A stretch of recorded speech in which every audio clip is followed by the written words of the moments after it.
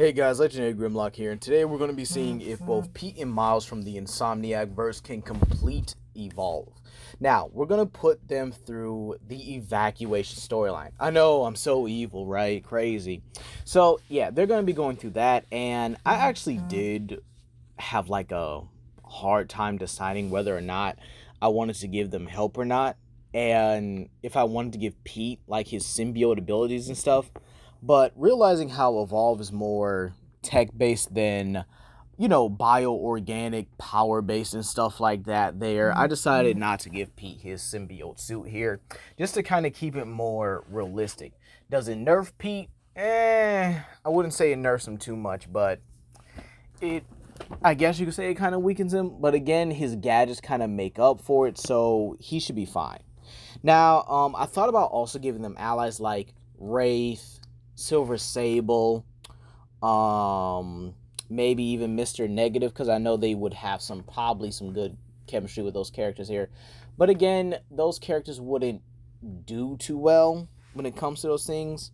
And the reason why is because they actually lack like the power diversity or the power coverage for their teammates. So it really wouldn't help them. Plus, Wraith and Silver Sable would get eaten alive like in the first 5 to 10 minutes of this game, so really wouldn't matter here. So we're going to be going in a backwards order, so from Gorgon all the way to Goliath, and again they're going to have to go through each mission. So a hunt, a nest, a rescue, another hunt, and then finally defend. So we're going to have to start off with a hunt, which is basically hunting down the monster before it can get to stage 3. And if it gets to stage 3, Pete and Miles will have to double back to the reactor so that they can defend it. Ooh, excuse me. Now, if this started off with Goliath, or Kraken, or Wraith, or Behemoth, they would be done for. Now, we're going to have to start off with Gorgon, one of the newer additions, well, when Evolve came out. She was the last monster. And I'm going to let this video explain it. Indirect fighter who excels at ambushing her prey. Use the smell ability to highlight nearby hunters and wildlife. Remember to use your melee attacks while your abilities are on cooldown. Eat to gain armor and evolve. Gorgon can climb almost any surface. Use web sling to travel faster. Web sling launches you towards the crosshair's location and recharges over time. Hold the traversal button to cling to walls and launch surprise attacks. While launching towards a ledge, hold the climb button to catch it and climb up. Web snare slows. Spider traps haul away hunters and slowly digest them. Acid spit makes the ground too dangerous to traverse. Your mimic is a living bomb. Use it to damage targets remotely. It explodes when time runs out, if it takes too much damage, or if you press the ability button. So, yeah, Gorgon is one freaky monster, ain't she? And again, yeah, this is probably worse, now that I think about it here. Now, Gorgon being an indirect fighter, being a trapper, being a, a mimicker, if you will. Yeah, she definitely has her attributes here. And we're going to be putting her in the weather control area and having Pete and Miles just, get deployed there. Now, the problem with this is that Pete and Miles just, have to traverse the environment and also have to watch out for creatures of their own, like the blitz leopards, the tyrants, the reapers and stuff like that. The crowbill sloths, the not the Kenyan striders, the giant camel ones is what I'm trying to say here, but I can't really put my finger on their name here. They'll also have to watch out for the ground reapers as well, and the trap jaws as well. Now, the thing about it is Pete and Miles not killing is possibly going to be a detriment. Now, again, we don't know how they would have treated creatures that, are just regular animals rather than, actual creatures here. I mean, we've seen in Spider-Man 2, Pete tried to tranquilize, or at least tranquilized a whole tiger before, anything just happened. to it, so he didn't bother, killing it or harming it in any way here. So with that being said, it's very possible they go about this the same form. Keep in mind, we're gonna update their experience as they go on through the missions one after another here. And Miles and Pete can definitely knock out these creatures. There's no if and buts about it. Most of even the apex creatures are capable of damaging and harming a stage 2, while a stage 1 is simply not ready to take them on here. Unless you do some creative and definitely some strategic planning with it and stuff, it is very possible here. Because again, I've done it before, so I guess it's not really fair to suggest something like that. But again, overall here, yeah, Miles and Pete should be able to handle some of the more fodder creatures on the map here. But the problem is leaving an unconscious animal, and these evolved monsters are smart enough to realize and even detail if the creature's unconscious or not here. The sheer fact that Gorgon can literally spawn like miniature spiders that are capable of digesting them alive, so she could literally add nutrition to herself, even with the unconscious creatures and stuff here. So, ooh, excuse me. So with that being said here, them knocking out things like tyrants, canyon striders, the giant ones, the crowbill sloths and all that, the beetles, yeah, that's just going to add on to the monster, and eventually that's going to be their downfall. They won't know until the reactor's fully open. And the sheer fact that Gorgon, if they even manage to find Gorgon, like that's just the thing here, they still got to find the monster. And here's the thing, right? Even if they find them, and they have to find the means to trap her, keep her there, and then being able to beat her before whatever trap they have goes away. They can't use their webbing because, again, she has her own webbing, which is acidic in nature and would allow her to get away probably a lot easier as well. And then there's the sheer fact that, well, again, she could literally create a double that explodes and traps both Pete and Miles. I mean, yeah, I know the wildlife could also be dangerous, like the tyrants, the sheldons and stuff like that. The armadons, I can't believe I forgot about them as well. The armadons as well are all capable of producing and even damaging these other monsters here and stuff like that. So, yeah, they definitely can do some damage to Pete and Miles. And again, it's just that the environment to them is just way too tricky for them here.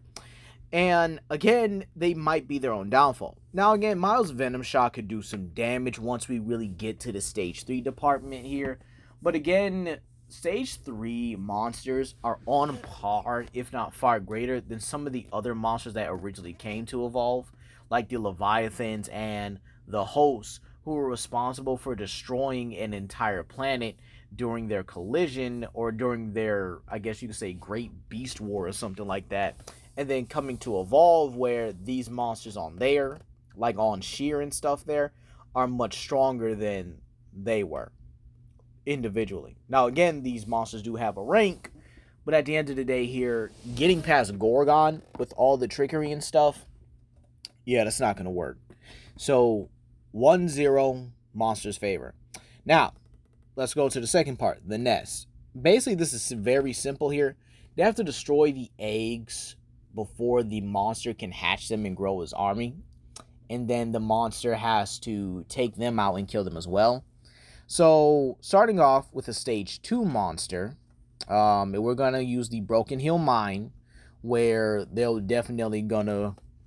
Yeah, I think one of them is going to die here, but don't worry, we'll do the respawn thing over and over again, so until the end. So, yeah, the Broken Hill Mine is actually a pretty decent environment, and believe it or not, Sheer actually has some decent environments and stuff like that, though. They actually have, like, so much lore to them that it's not even funny. And the Broken Hill Mine is simply just one of those things here. Now, the Broken Hill Mine, I never played a nest in there myself, but the eggs are actually, like, pretty scattered around the area. And the monster we're going to be using here is the one that originates from these mines, Behemoth. And I think it is only fair, considering the sheer fact that, well, I'm going to let this video explain it again. Behemoth is huge, heavy, and extremely powerful. Smell to highlight nearby hunters and wildlife. Melee attacks are effective at close range. Eat to gain armor and evolve. Behemoth can climb almost any surface. Roll to travel faster. This ability recharges over time. Lava bombs cover any area with burning cinders. Tongue grab pulls a target to the monster's location. Fisher travels over the terrain, scalding anything in its path. Rock wall creates a huge barrier, trapping a target or shielding the monster from damage.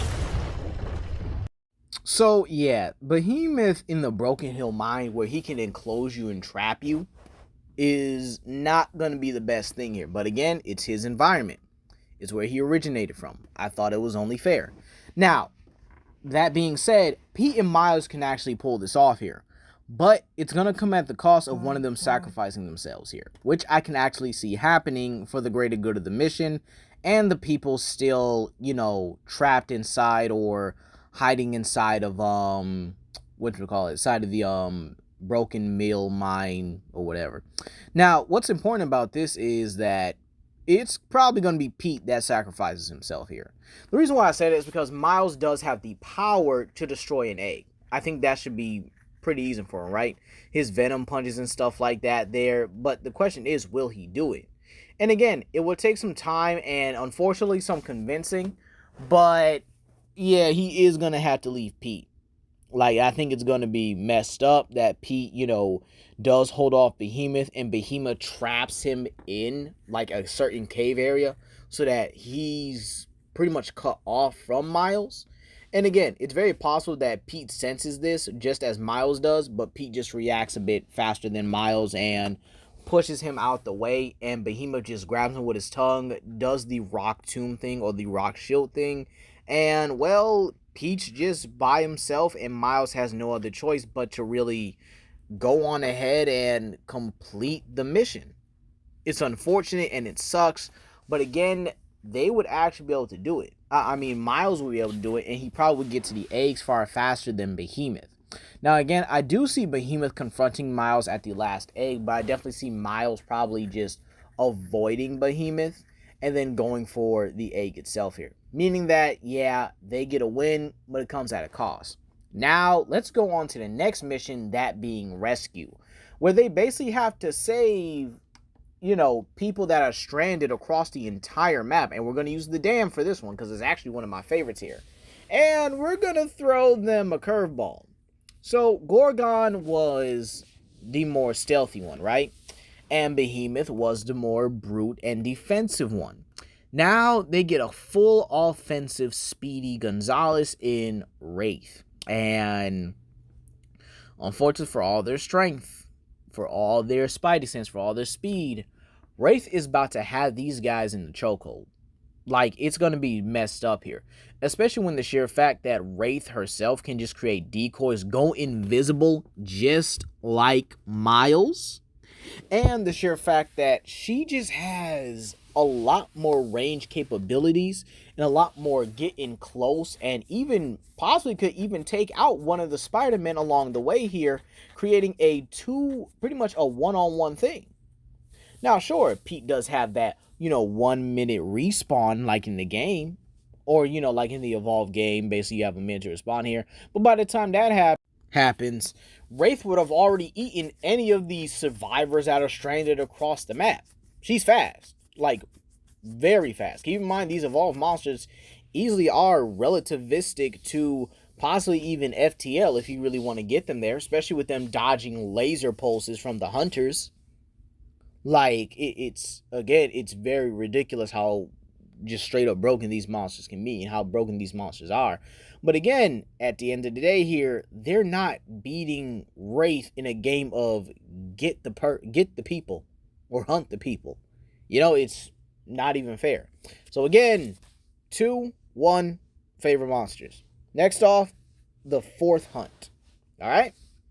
The second hunt, I should say, excuse me. And they get Kraken this time. Now, this is pretty interesting because we don't know how Kraken's lightning and Miles's lightning would really interact with each other.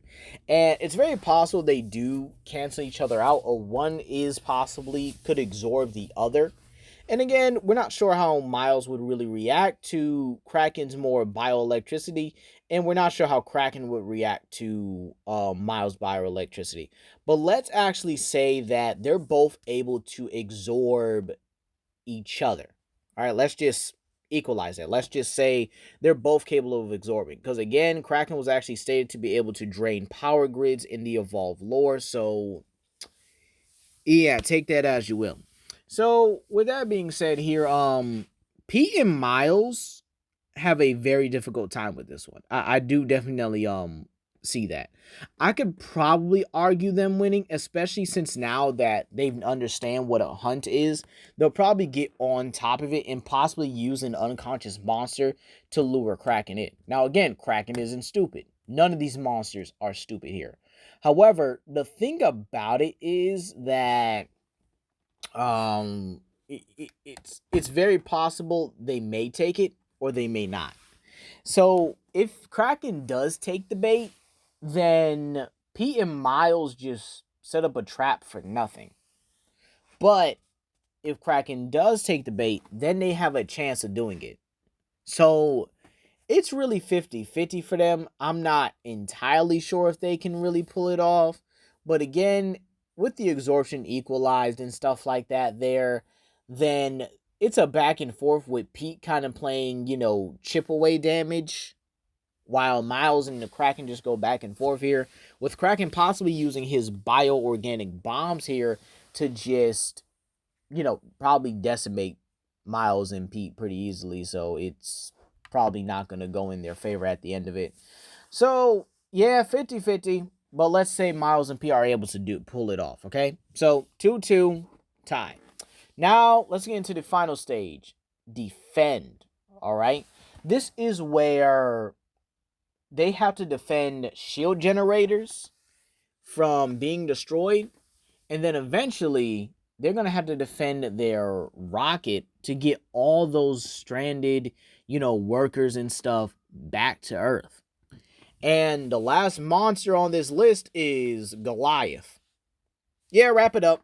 Yeah, I think the video's done. Yeah, I think they don't have a chance. We're talking about a monster that automatically moves at Mach 5 speeds because he literally just because he feels like we're just moving at that speed. Like it's not even funny. That's casual to him. Right? We're talking about a monster that is literally confirmed to be the definition of strength for Evolve. A monster that literally has all the perfect attributes of every other monster, but exceeds them in strength. Pete and Miles really don't have anything that they could really do to permanently injure and put down Goliath. Overall, it's not going to be a fun time for them. That's the best way I could really put it. And they're getting they're getting annihilated and eaten badly by the combination of the army, and just Goliath by himself could pretty much get it done, destroying the turrets and then proceeding to just wax both of these Spider-Men back to back. Overall, yeah, they really don't complete this game. It's unfortunate, but they do, they do their best here. But overall, that's all I really got to say about it. They lose, they get eaten, and I hope you guys have a blessed day. Like, subscribe, share. Y'all know what to do. Peace.